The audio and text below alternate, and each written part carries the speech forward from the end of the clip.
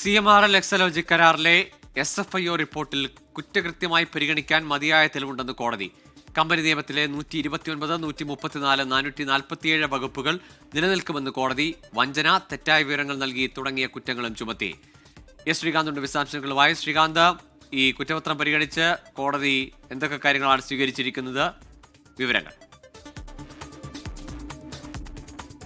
SFIOയുടെ കുറ്റപത്രം സ്വീകരിച്ചുകൊണ്ട് കോടതി ഇറക്കിയ ഉത്തരവിന്റെ പകർപ്പ് 24-ന് കിട്ടിയിട്ടുണ്ട്.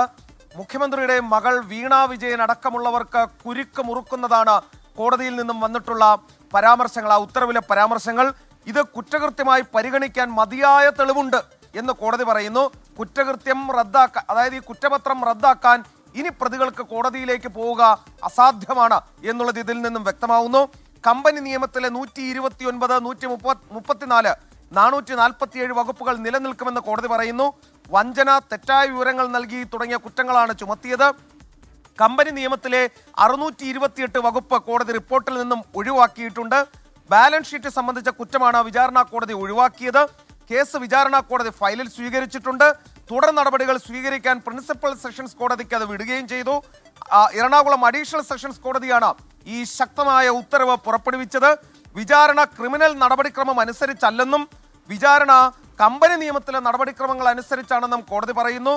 SFIO കംപ്ലൈന്റ് അന്വേഷണ റിപ്പോർട്ടായി പരിഗണിക്കാമെന്നും കോടതി പറയുന്നുണ്ട്. SFIO കോടതിയിൽ നൽകിയത് അന്തിമ അന്വേഷണ റിപ്പോർട്ടാണെന്നും കോടതി ചൂണ്ടിക്കാണിക്കുന്നു. ഏറ്റവും പ്രസക്തം, ഇത് കുറ്റകൃത്യമായി കണക്കാക്കാൻ മതിയായ തെളിവുകളുണ്ട് എന്ന് കോടതി തന്നെ ചൂണ്ടിക്കാണിക്കുന്നു. ഇനി അറിയേണ്ടത് അറസ്റ്റിലേക്ക് പോകുമോ, എപ്പോഴാണ് സമൻസ് അയക്കുന്നത്, മുഖ്യമന്ത്രിയുടെ മകളടക്കം കോടതിയിൽ എപ്പോഴാണ് ഹാജരാകുന്നത് തുടങ്ങിയ ചോദ്യങ്ങൾക്കുള്ള ഉത്തരമാണ്. കാത്തിരുന്നു കാണാം.